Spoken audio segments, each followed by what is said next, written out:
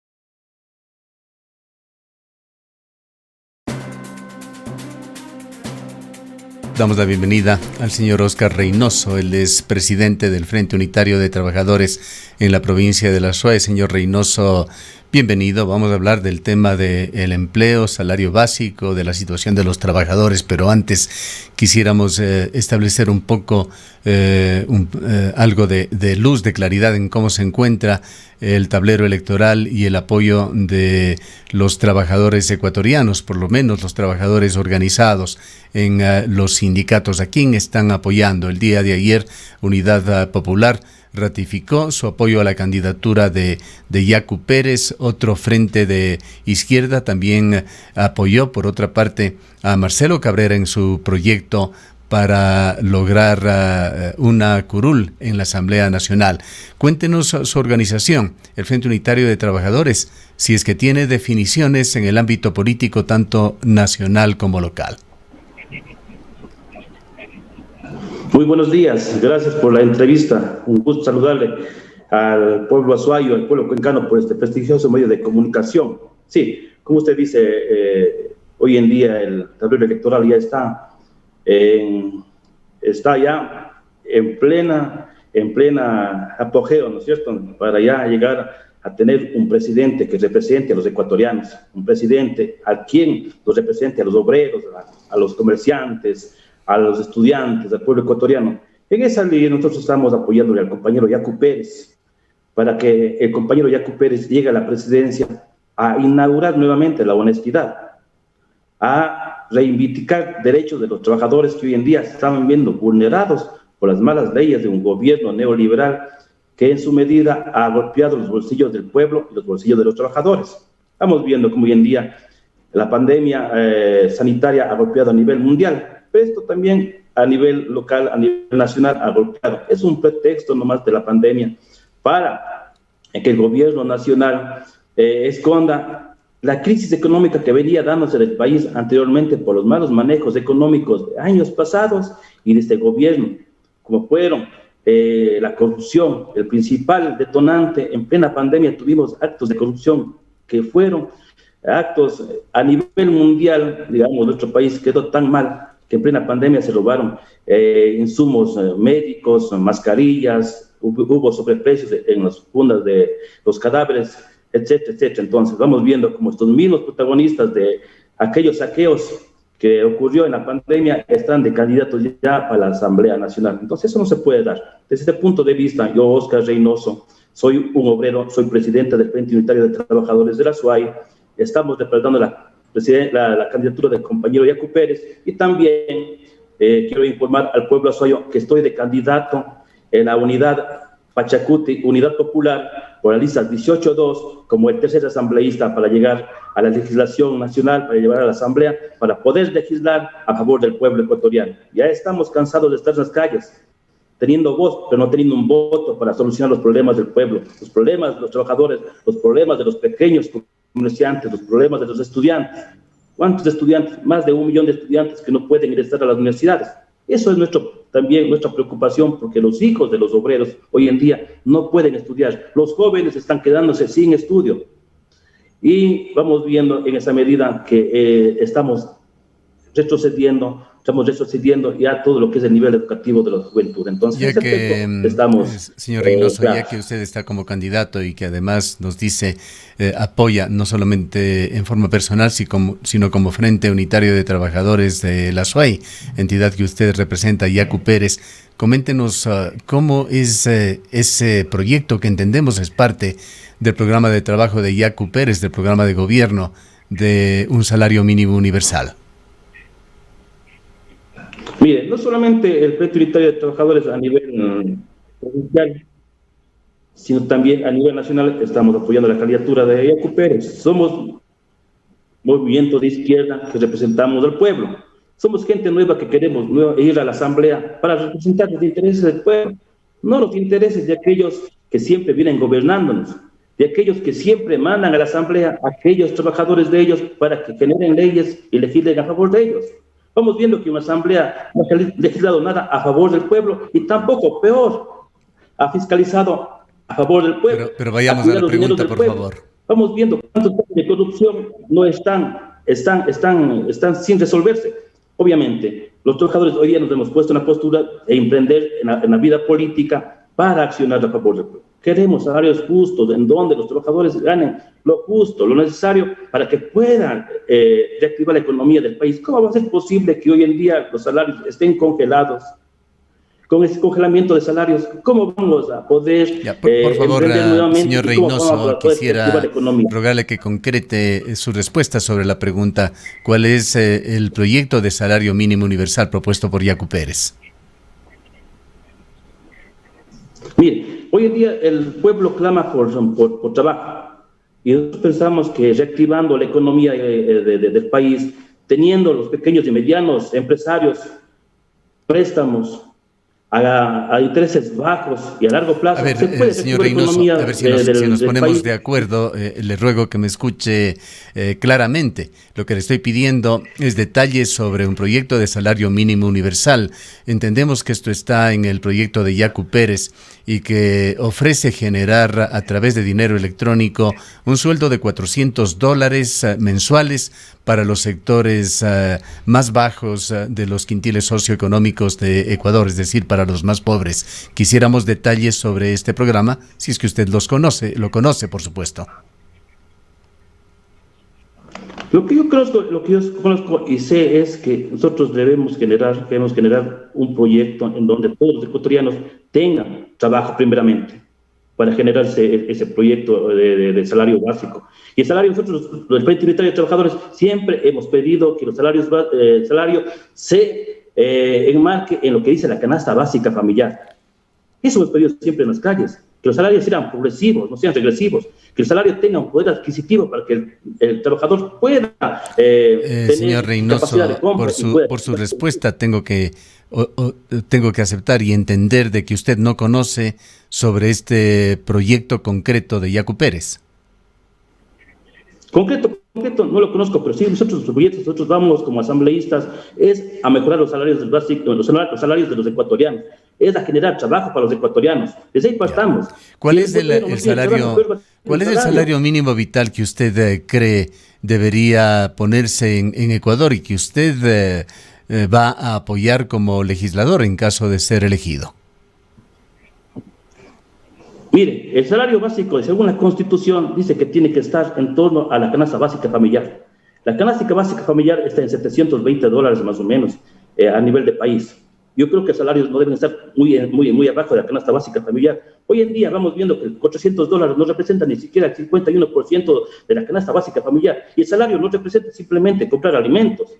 Representa alimentación, transporte, medicina, educación, recreación. Entonces a eso vamos nosotros a proponer, llegar a nosotros como si fuéramos una asamblea, estuviéramos en una asamblea, a que los trabajadores tengan un salario digno para que pueda reactivar la economía del país. Si no tenemos salarios, no tenemos capacidad de compra, ¿cómo vamos a reactivar la economía?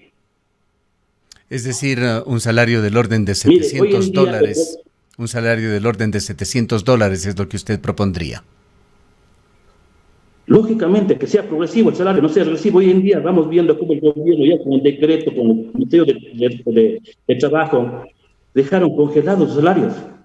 Entonces vamos viendo que los ecuatorianos no tienen capacidad de compra. Por eso el país entra ya en un estado de deflación.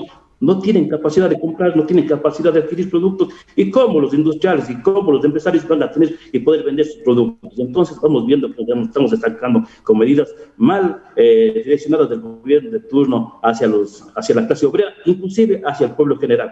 Porque es el que trabaja, que genera riqueza de este país. Entonces, en ese aspecto vamos viendo que tenemos que llegar a mejorar los salarios de los ecuatorianos y ecuatorianas. Ahora, señor Reynoso, los sindicatos en general, y entre estos también el Frente Unitario de Trabajadores, han sido criticados por varios analistas señalando que trabajan exclusivamente para sus intereses, que no son universales, no son ni siquiera muy generales, pues hablan de que trabajan por apenas un 5% de los trabajadores ecuatorianos. Asumamos que se aprueba este salario mínimo vital o salario básico de $700 mensuales. ¿Qué soluciones pensaría usted se deben dar para el resto de trabajadores, ese 60% de los trabajadores ecuatorianos que están en la informalidad o en la desocupación? Mire, hay una medida muy importante de que el gobierno de turno, que esté en turno y con el compañero Jaco Pérez a la cabeza, si él ya gobierna el país, es que se debe impulsar la pequeña y mediana empresa, en donde tengan créditos blandos, como se dice, a bajos intereses y a largo plazo, para que ellos puedan generar trabajo. Sabemos que la pequeña y mediana empresa, la pequeña y mediana industria generan el 80% del trabajo a nivel de país. Entonces, vamos viendo que en ese aspecto, impulsando a estas empresas, a estos comerciantes medianos, vamos a tener más trabajo para el pueblo, vamos a tener más trabajo para la gente. Entonces, ahí vamos a dinamizar más la economía del pueblo. Entonces, vamos viendo que todo es darnos la mano entre todos. No solamente los sindicatos nos preocupamos, y es mentira que nos preocupemos solamente del 5% de los que estamos hoy en día en un sindicato, estamos organizados. Nos preocupamos de la población en general, nos preocupamos del pueblo en general. Cuando nosotros salimos a las calles, no solamente peleamos por otros derechos, peleamos por el derecho del pueblo. ¿Qué pasó en octubre del 2019? Peleamos por toda la población en general para que no se alcen el precio de los combustibles. Y hoy en día, en el mes de mayo del año 20, el gobierno nos puso ya como medida que no pudo hacerle en el mes de octubre, nos puso ya en mayo ya aquellos paquetes económicos que hoy ya tiene repercusiones. Ya se habla de elevación de pasajes. Entonces, es un golpe más a la economía pobre del pueblo, es un golpe más al bolsillo del pueblo, enriqueciendo a los mismos de siempre, a los más grandes, a los económicamente poderosos. Entonces, vamos viendo que la lucha es del pueblo. Hoy en día, el pueblo salva al pueblo. Vamos con propuestas del pueblo para generar mayores oportunidades para el pueblo ecuatoriano. Entonces, en ese aspecto, vamos a ir trabajando poco a poco. ¿Qué reflexiones, qué pensamientos le trae a usted las protestas que día a día se dan en la ciudad de Cuenca? Gente de los más diversos sectores desfila eventualmente en la urbe protestando, se concentra frente a la gobernación.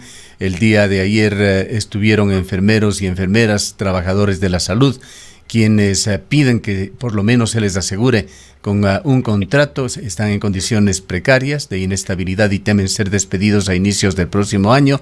Ayer también estuvieron en las calles vendedores de temporada que piden que se les permita vender juegos pirotécnicos en este mes de diciembre. ¿Qué reflexiones tiene usted al respecto?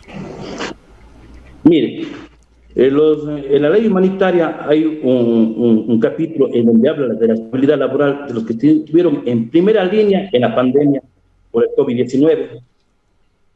Entonces, el gobierno no está respetando a aquellos compañeros médicos, trabajadores de la salud que estuvieron presentes y que estuvieron salvando vidas en el mes de marzo, mes de abril y en los meses que estuvimos en confinamiento. Entonces, el gobierno debe respetar y debe de garantizar ya la estabilidad laboral de aquellos compañeros. No son compañeros que vienen con contratos ocasionales o preventivos de hace meses atrás. Son compañeros que están ya 2, 3 años con contratos ocasionales. Inclusive, la enmienda constitucional que en el año 2015 fue emitida por el correísmo y derogada en el año 2019 les da la estabilidad laboral, porque ellos están dentro del régimen del Código de Trabajo y tienen derecho ya a la estabilidad laboral.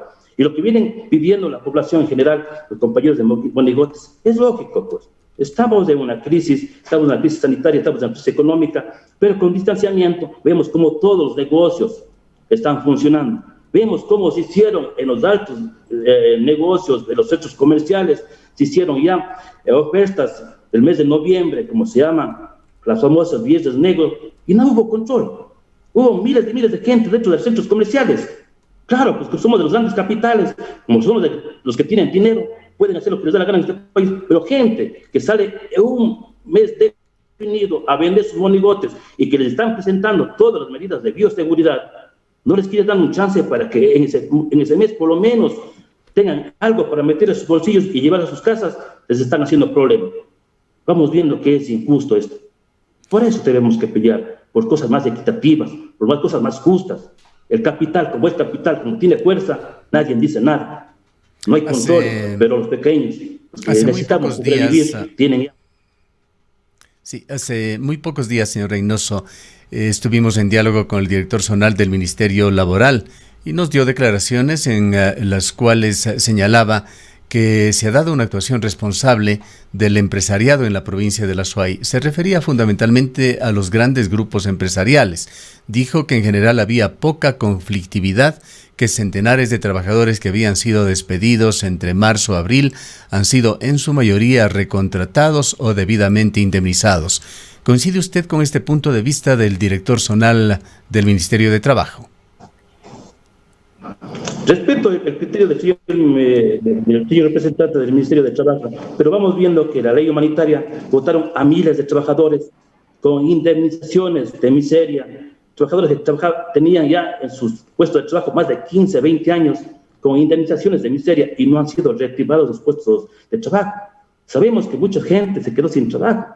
Aquí en el Azuay hay más de 20.000 trabajadores que perdieron sus puestos de trabajo, que perdieron llevar un pan a su mesa.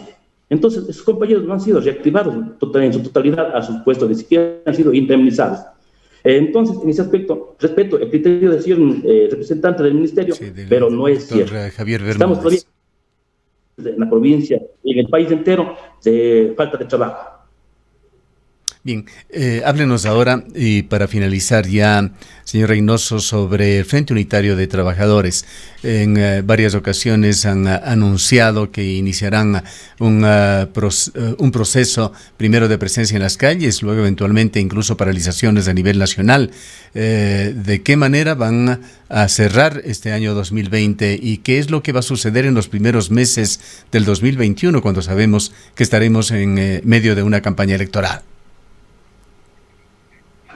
El Frente Unitario de Trabajadores, a partir de todas las propuestas políticas que haya, vamos a estar nuevamente accionando en la calle el mes de enero, en contra de un gobierno que está matando de hambre al pueblo, en contra de un gobierno neoliberal, en donde priorizó la deuda externa en pagar más de 2.000 millones y en no atender a la medicina, a la educación.